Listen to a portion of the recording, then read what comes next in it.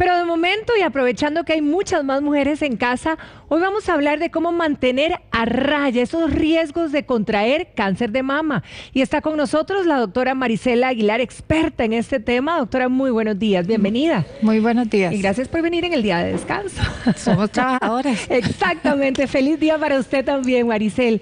Hablemos de los cambios en el seno, porque muchas veces nosotras no sabemos realmente si los cambios son naturales o cuando hay algún tipo de cambio puede ser un riesgo de contraer un cáncer.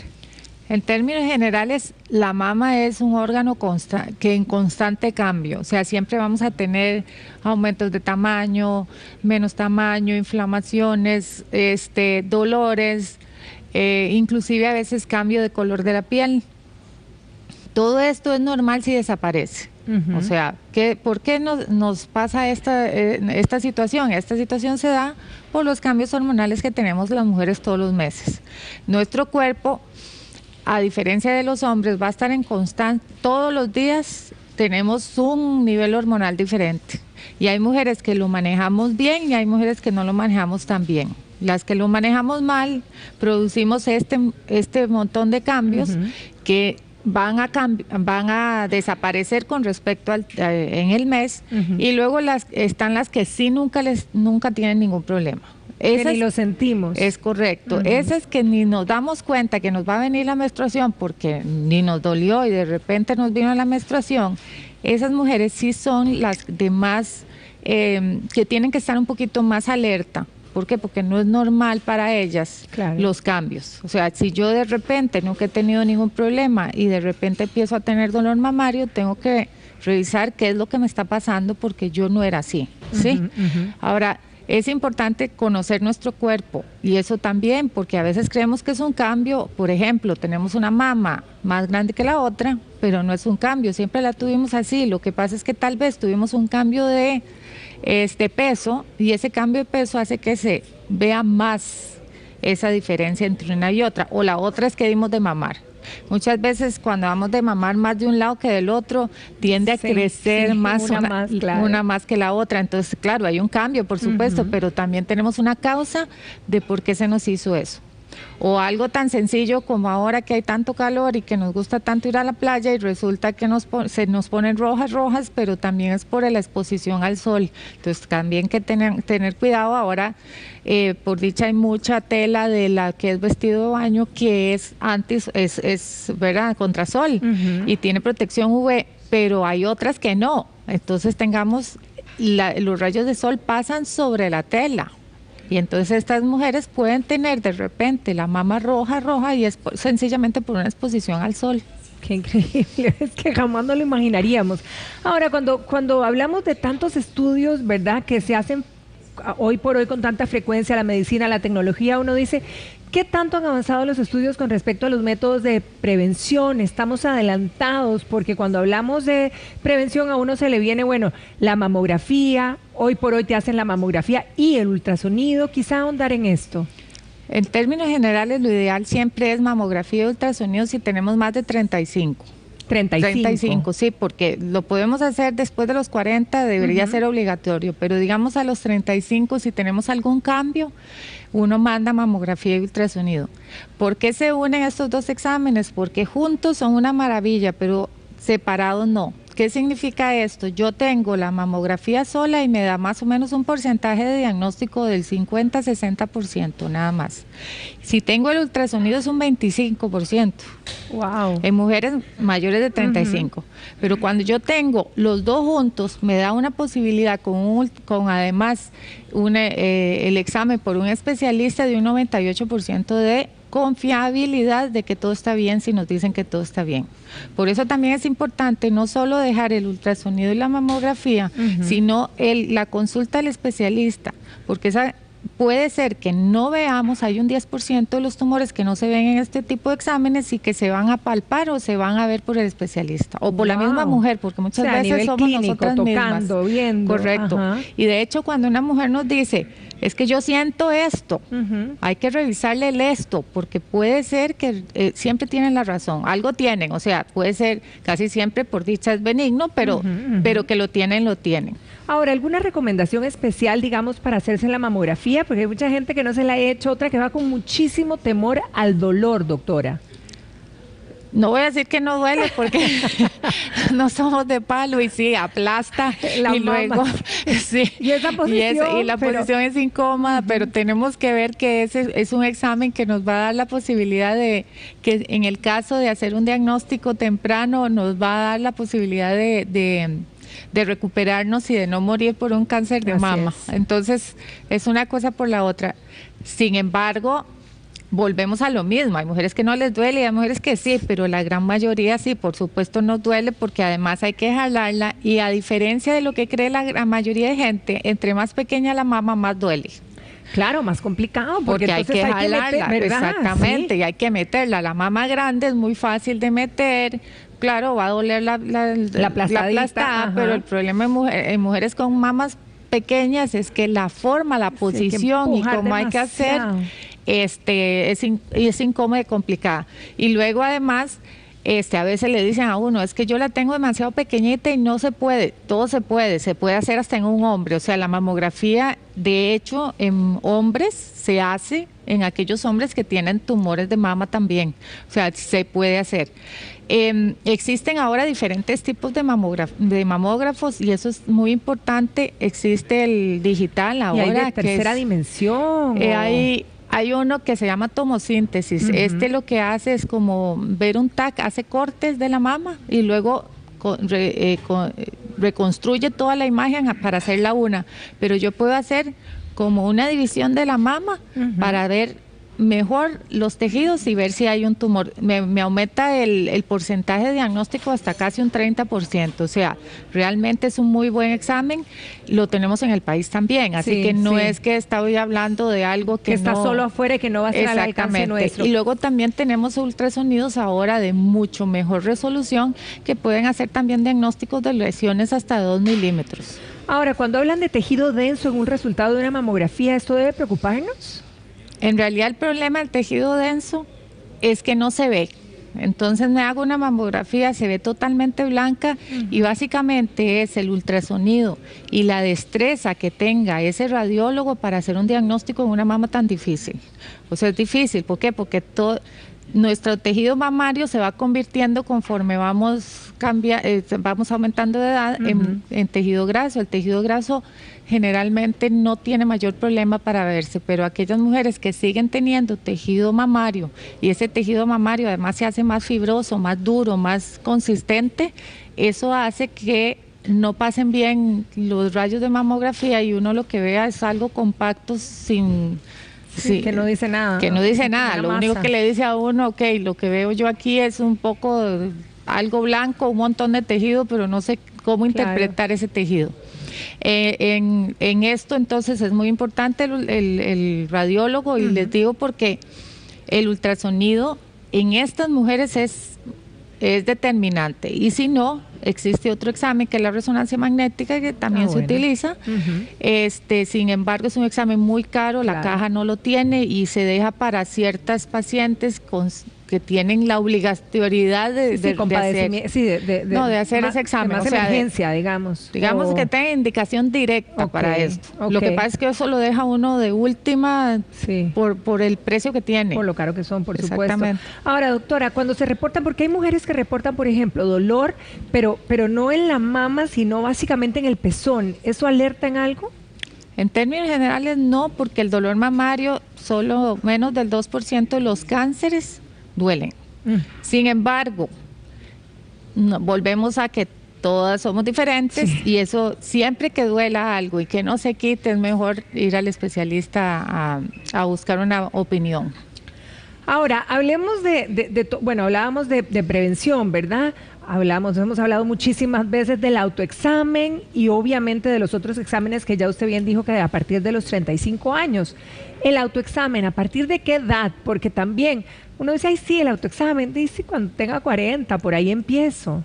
En términos, nuestra mama cambia y si cambia, O sea, en el momento que cambia más es cuando estamos en la pubertad.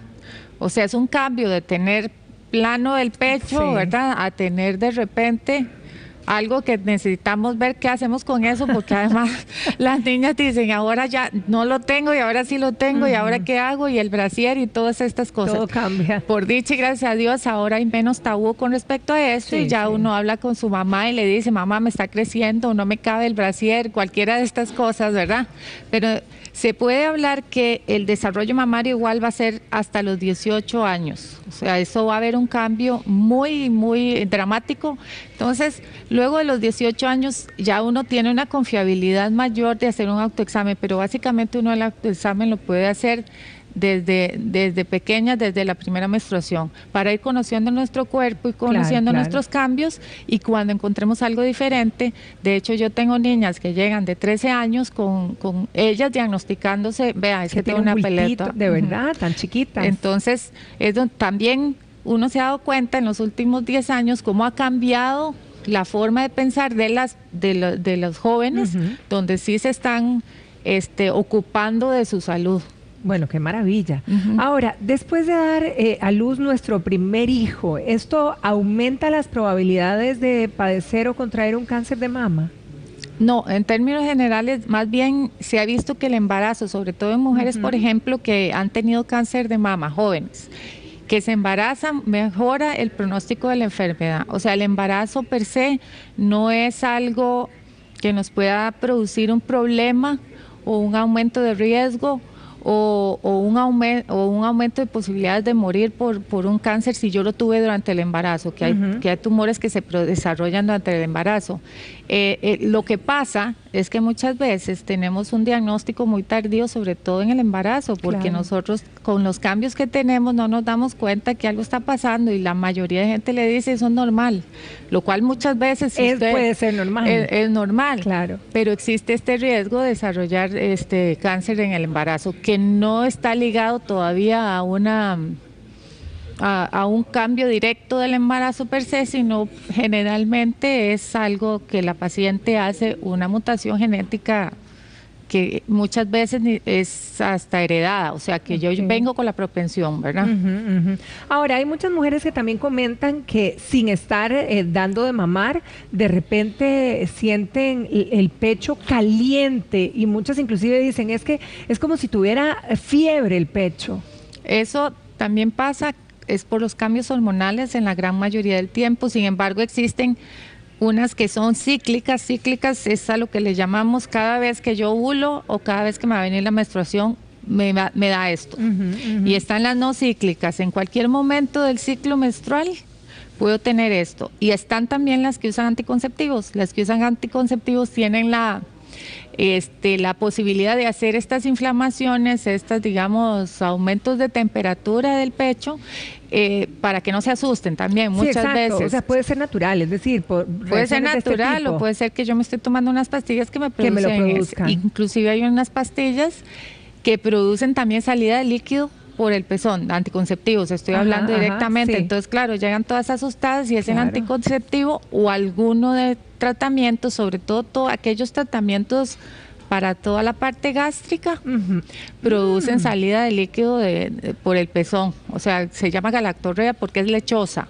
Normalmente no es cristalina ni roja, es lechosa. La que es producida por medicamentos. Exacto. La que es inclusive también con alteraciones tiroideas uno puede tener lechosa, ¿sí? Y generalmente es de los dos senos. Ahora, cuando sí nos tenemos que preocupar, cuando salga líquido rosado, rojo o cristalino, demasiado cristalino. Cristalino es como transparente. Transparente, entonces ahí sí, porque hay tumores de mama y que se producen dentro de los ductos donde pasa la leche, que se llaman papilomas, que no tiene nada que ver con el papiloma virus, es correcto. Una cosa es el papiloma y otra cosa es el papiloma virus, ¿ok?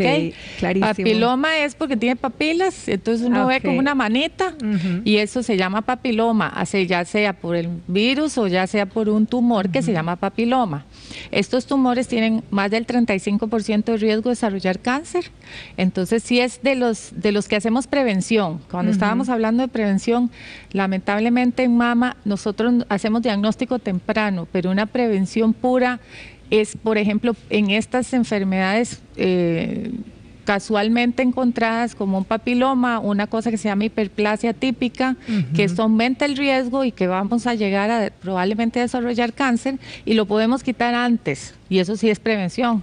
Pero en mama no hay ningún examen en este momento que podamos decir si ese es el examen de prevención. Es un examen, la mamografía, el ultrasonido, el autoexamen, todos estos son de diagnóstico temprano. Ok, sí, para diagnosticar, no para saber que hay algo que te lo puede producir. Sí, hay varias cosas, pero no son puntuales, como el cáncer de pulmón, por ejemplo, que uno sí sabe que el que fuma tiene una gran posibilidad de desarrollar un cáncer de pulmón. En mama, lamentablemente, todavía no tenemos una razón específica de por qué estamos produciendo tanto, y sobre todo ahora que ha aumentado los índices. Ahora, doctora, la posibilidad, digamos, de contraer un cáncer de mama, si hacemos un comparativo entre mujeres que han tenido hijos y las que no, ¿hay alguna diferencia? Sí hay diferencia, se ha visto que disminuye el riesgo el tener hijos, ¿verdad? Ahora, no se habla de cantidad tampoco, pero sí tener hijos y antes de los 30. ¿Verdad? Eso disminuye el riesgo. Después de los 30 no se ha visto mayor diferencia. Sin embargo, como llegan a veces en el consultorio una señora a 10 hijos y me dice, pues yo tuve 15 hijos, 10 hijos y tengo un cáncer de mama. O sea, sí, no es excluyente. No es excluyente, igual que el dar de mamar, que se ha hablado mucho, ¿verdad? O sea, yo puedo haberle dado de mamar hasta al vecino, ¿verdad? Antes se daba mucho, que verdad, bueno, que la señora tenía mucho y uno le regalaba al vecino, al primo o al... Yo regalé la leche a una vez. Bueno, cierto, bueno, eso pasa. A mí me regalaron también leche cuando nació uno de mis bebés. Entonces yo eso lo sé, que eso todavía se da. Y estas cosas hacen que uno vea, bueno, uno se da cuenta que no es tampoco un factor protector, se llama. Yo nada más, que sí se ha visto que las mujeres que tienen cáncer de mama tienen, dieron menos de lactancia, pero eso tampoco quiere decir que la vacuna. Sí, ok, queda clarísimo. Ahora, el ejercicio, la pérdida, tener menos peso, eso sí se ha visto, disminución del riesgo. ¿Tiene influencia el peso? Tiene influencia el peso, pero siempre y cuando hagamos ejercicio. O sea, ser flaquitas, porque pero así somos, sedentarias no sirve de nada. No está dentro de lo que disminuye el riesgo de cáncer de mama. O sea, tenemos que hacer ejercicio. Qué importante. Exactamente. Eso antes se pensaba que era porque necesitábamos ser delgaditas, porque dentro de la grasa se produce el estrógeno, y el estrógeno es uno de los factores más importantes del desarrollo de cáncer. Pero en este caso en especial se vio que, a pesar de que eran muy delgaditas, los niveles de estrógeno seguían aumentando. Entonces el ejercicio los baja, y por eso es que tenemos que hacer ejercicio. Bueno, eso queda clarísimo. Inclusive con cáncer de mama, aquellas mujeres que tuvieron cáncer de mama, y a continuar el movimiento. Exactamente, o sea, no porque tuvimos cáncer de mama, no porque estamos en quimioterapia, entonces vamos a dejar de hacer ejercicio, si siempre hemos hecho, no pretendamos ponernos, exactamente, o sea, no nos vamos a poner a hacer ejercicio en plena quimioterapia, nunca en la vida habíamos levantado, pero si lo hacíamos perfectamente es válido. Es lo ideal, porque mejora una cosa, hay una sustancia que se habla mucho ahora, que son todo lo que son endorfinas. Claro. Esto mejora todo lo que es la sensación del paciente, cómo me siento, cómo enfrento esa enfermedad, la voy a enfrentar mejor con sustancias que me hacen sentir mejor. Ok, y para terminar nada más, si la regla me viene muy temprano o me viene muy tarde más bien, ¿alguno de los dos extremos puede confabular, digamos, para ser más propensa? Tengo más propensión entre más joven desarrollo. ¿Por qué? Porque voy a tener más años de vida con estrógenos, ¿sí? Sin embargo, volvemos a lo mismo, no siempre es así, pero también la menopausia tardía aumenta el riesgo. O sea, aquellas mujeres que tenemos a los 9 años y luego a los 55, ¿verdad? Sí. Ese rango, por supuesto, va a hacer que estemos expuestas a un nivel estrogénico por más tiempo, y que podamos hacer una mutación de la célula mamaria para producir un cáncer de mama. Ahora, sí es muy importante que la gente sepa que el 75% de los pacientes que tienen cáncer de mama no son heredados. No son heredados. No son heredados. Uy, bastante alto. Uno pensaría que la mayoría son genéticos. No, heredados, son perdón. Genéticos sí son. Sí, son genéticos, exacto. Porque hay un cambio, pero no es digamos, herencia. No es herencia, no es que mi mamá me lo heredó. Claro. Entonces, el tener mamá con cáncer, sí, o sea, tengo que ponerme yo las pilas y ser más cuidadosa una hermana. Pero no es igual a que, por ejemplo, tenga 3 o 4 miembros en la familia con cáncer de mama o de próstata, porque la próstata también está relacionada. Entonces, ojo, si tenemos un papá que le dio un cáncer de próstata, tenemos que estar nosotros atentos porque también eso aumenta el riesgo de nosotros de desarrollar cáncer de mama. De mama. Nunca había oído eso. Sí, eso casi nunca se dice, pero sí es muy importante. O sea, está muy relacionado. Yo dije que para terminar la otra, pero no, porque no se nos puede quedar esta. El estrógeno. Ahora que hemos hablado que los altos índices de estrógeno pueden confabular, digamos, con el cáncer de seno. ¿Qué pasa con las mujeres que en la menopausia, digamos, consumen estrógenos? Yo lo que se ha visto es que a partir de 7 años de estar tomando estrógenos aumenta el riesgo. Y luego a partir de 15 debería suspenderse. ¿Por qué lo digo a partir de 15? Porque hay mujeres que a los 37 tienen una menopausia y no la va a dejar uno sin estrógenos a esa edad. Sí, o sea, yo sí soy ferviente admiradora de los estrógenos y de todas las bondades de los estrógenos. Sin embargo, hay que tener cuidado y aquellas mujeres que lo usan tienen que estar en constante control. No es esto que le llega a uno a veces que tiene 10 años de usar hormonas y que se ha hecho una mamografía en los 10 años. Sí, no, o sea, eso no. Ahora, ¿qué ventaja tiene cuando se me produce un cáncer de mama por los estrógenos? Porque eso puede pasar, que esos tumores mucho menos agresivos, generalmente el 95% se curan y se diagnostican en forma muy temprana. Entonces, en términos generales, sí, puede pasar, pero tenemos la gran ventaja que nos vamos a curar. Bueno, bendito Dios. Bueno, doctora, muchísimas gracias. Creo que hicimos un recorrido y ojalá que esto le sirva para realmente mantener a raya, ¿verdad? Que era lo que queríamos, esos riesgos. Que pase un feliz día. Feliz día. Muchas gracias. Exacto, trabajando. Adiós, gracias. Vero.